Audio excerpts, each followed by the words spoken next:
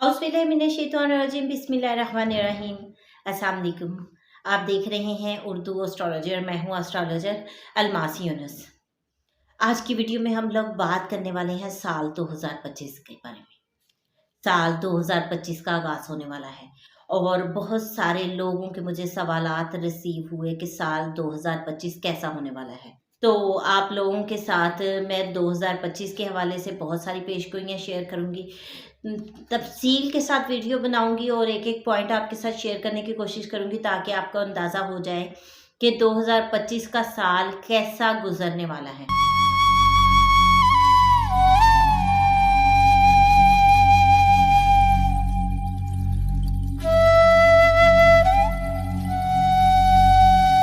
आपको एक चीज़ बताती चलूँ कि जो एस्ट्रोलॉजी है उसकी बहुत सारी ब्रांचेस हैं। वेस्टर्न एस्ट्रोलॉजी है, वैदिक है, चाइनीज़ एस्ट्रोलॉजी है, न्यूमरोलॉजी है और बहुत सारी चीज़ें हैं। तो मैं कुछ चीज़ों को आपके साथ शेयर करूँगी ताकि आपको अंदाज़ा हो जाए कि 2025 कैसा होने वाला है। सबसे पहले ज़हन में रखें कि अकॉर्डिंग टू चाइनीज़ एस्ट्रोलॉजी हम देखें ना तो इस साल को वो वुड स्नेक ईयर कहते हैं, ठीक है? क्योंकि उनके ईयर्स को उन्होंने हर साल को वो किसी एक एनिमल के साथ मुंसलिक करते हैं, तो ये साल 2025 का साल स्नेक के साथ मुंसलिक है। अब हम देखें अकॉर्डिंग टू न्यूमरोलॉजी, तो न्यूमरोलॉजी में हम देखते हैं 2025 का अदद 9 बनता है और 9 मार्स का अदद है। मार्स फोर्सेस, एंकर और fight, energy, strength, power in चीज़ों को डिनोट करता है।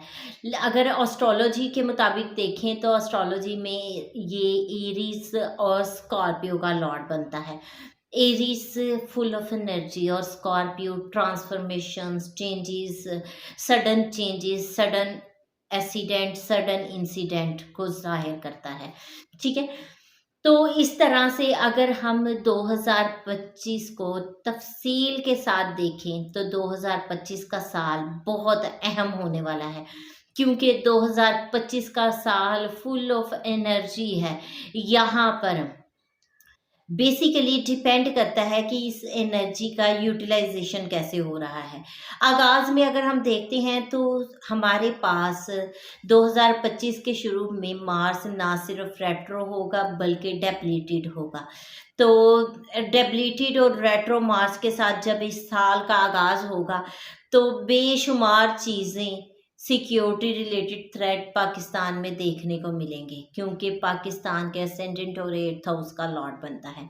अब आपकी इंडिविजुअल लाइफ के बारे में देखें तो बहुत सारे कामों में जहाँ पर आप एनर्जी यूज़ करना चाहेंगे माइट बी पॉसिबल अच्छे अंदाज से ना कर सकें।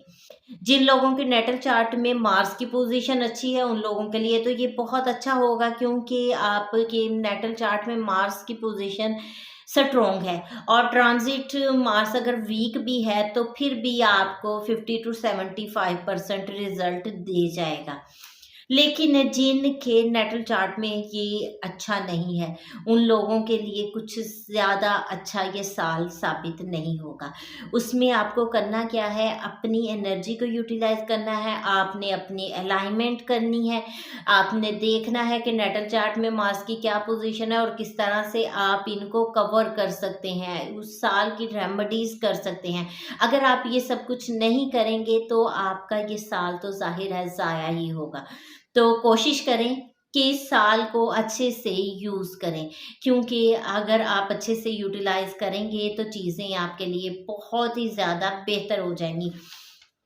बाकी अगर पाकिस्तान के लिहाज से देखें तो मैं पाकिस्तान के लिहाज से इस साल को कुछ ज़्यादा अच्छा नहीं समझ रही हूँ, क्योंकि यहाँ पर फोर्सेस जो हैं उनके हवाले से, सिक्योरिटी के हवाले से हमें नाखुशगवार मामलात देखने को मिलते रहेंगे और पाकिस्तानी अवाम जो है उनको भी काफ़ी हद तक मुश्किलात का सामना करना पड़ेगा। लेकिन पाकिस्तान में एक बड़ा बदलाव नज़र आएगा अवाम में और इसको हम देखते हैं सिस्टम को तो वो एक दफ़ा बड़े पैमाने पर तब्दील हो जाएगा।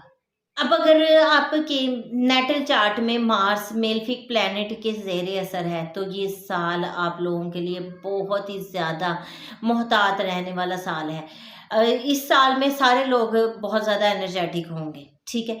छोटी-सी बात पर लड़ने, मरने, गुस्सा करने पर तैयार हो जाएँगे। बहुत सारे काम आप इब्तिदा करना चाहेंगे लेकिन उसको पाया तक मील तक नहीं पहुँचा पाएँगे। इस तरह के बहुत सारे फैक्टर्स आपको देखने को मिल सकते हैं, लेकिन अगर इसको अच्छे से यूटिलाइज़ ना किया गया, अपनी एनर्जी को अच्छे से यूटिलाइज़ ना किया गया तो आपके लिए दीगर एक मसाइल बन सकते हैं। आपने करना क्या है, अपने नेटल चार्ट में इसकी पोज़ीशन को देखना है और आपने ट्रांज़िट की पोज़ीशन को देखना है और उसके मुताबिक कोई सूटेबल रेमेडी करनी है। आप आप लोगों को बहुत सारी वीडियोज़ में मैंने बहुत सारी रेमेडीज़ के बारे में बताया हुआ है। आप उनको कर सकते हैं, इन रेमेडीज़ से आप काफ़ी ज़्यादा लाइफ़ में चेंजेज़ फ़ील करेंगे। लेकिन अगर आपको आपके नेटल चार्ट का नहीं पता, तो मैंने ऑलरेडी आप लोगों को बताया है कि साल 2025 के आगाज़ पर मैं सालाना ज़ाइचे पर काफ़ी कंसेशन दे रही हूँ। आप लोग अपना सालाना ज़ाइचा बनवा सकते हैं। बहुत ही मुनासिब सी फ़ीस के साथ मुकम्मल आपको डिटेल में रहनुमाई दी जाएगी। आपका साल 2025 जो है, उसके बारे में आपको बताया जाएगा कि कैसा गुज़रने वाला है, कब-कब कौन से मसाइल आने वाले हैं और उनकी आप कब क्या रेमेडी कर सकते हैं। तो इस तरह से अगर आप लोगों को अपने ही चार्ट का अंदाज़ा नहीं है, तो आप मेरे से गाइडेंस ले सकते हो। बहुत ही मुनासिब सी फ़ीस के साथ मुकम्मल रहनुमाई दी जाएगी। साल 2025 हमें काफ़ी ज़्यादा मार्स के लिहाज से डिस्टर्ब कर सकता है। इस साल में जंगें ज़्यादा देखने को मिलेंगी, बहुत सारे हादसात देखने को मिलेंगे, लड़ाई झगड़े जो हैं वो तूल पकड़ जाएंगे और यहाँ पर कुदरती आफ़ात, ज़लज़ला, हादसात, एक्सीडेंट्स ये तमाम चीज़ें देखने को मिलेंगी। इसके अलावा कोई बीमारी का भी ख़दशा है। सिक्योरिटी इश्यूज़ बहुत बड़े पैमाने पर नज़र आएँगे। अब साल 2025 में सबसे बड़ी तब्दीली क्या होने वाली है कि तमाम मेजर प्लैनेट ट्रांजिट करने वाले हैं। सारे मेजर प्लैनेट एक वक्त में ट्रांजिट नहीं करते हैं। इनका ट्रांजिट डिफरेंट टाइम पर होता है। किसी का किसी वक्त होता है, कोई किसी टाइम पर करते हैं।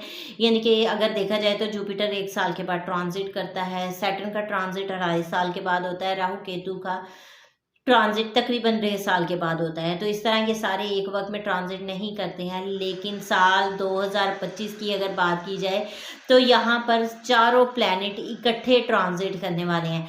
जब इन चारों का ट्रांजिट होगा तो उसमें एक बार तमाम ज़ोडिएक साइन मुतासिर होंगे। जब भी कोई बड़ा प्लैनेट ट्रांजिट करता है तो वो जिस ज़ोडिएक साइन में जाता है उसके मुताबिक अपनी एनर्जी जो है आपके साथ शेयर करता है। उसके मुताबिक आपको एनर्जी मिलती है और आप उन चीज़ों पर वर्कआउट करते हैं। इसी तरह जब इस साल में ट्रांजिट होने वाला है और मार्स की एनर्जी हर प्लैनेट के साथ, हर पर्सन के साथ प्रोमिनेंट रहने वाली है। उसके साथ मार्स डेबिलिटेड भी है और रेट्रो भी है साल के आगाज़ में, जो कि पूरा साल वक्तन फ़वक्तन आपको असरात देता रहेगा। तो यहाँ आपकी लाइफ में बड़े-बड़े चेंजेस आ सकते हैं। आपको सिर्फ़ और सिर्फ़ अपने चार्ट के मुताबिक उन चेंजेस को फ़ील करना है, ऑब्ज़र्व करना है, उनकी रेमेडीज़ करनी है, पूरा साल रेमेडी करें। बिलख़ुसूस अपने नेटल चार्ट के प्लैनेट्स की पोजीशन के मुताबिक अपने जुपिटर को इम्प्रूव करें। अगर आपके जुपिटर का ट्रांजिट किसी मेलेफिक हाउस में हो रहा है तो फिर बिल्कुल उसको पावर देने की ज़रूरत नहीं है। लेकिन अगर आपका जुपिटर जो है अच्छे घर में ट्रांजिट करने वाला है तो उसको पावर दें, तो आपका साल ये काफ़ी बेहतर हो जाएगा। मार्स की एनर्जी को पॉजिटिवली यूज़ करें। जहाँ पर आपको उसकी एनर्जी नेगेटिव लग रही हो उसको पॉजिटिवली यूटिलाइज़ करने की कोशिश करें। फिर आपके इस साल में काफ़ी ज़्यादा चीज़ें बेहतर हो जाएँगी। तो ये एक मुख्तसर सी वीडियो है जिसमें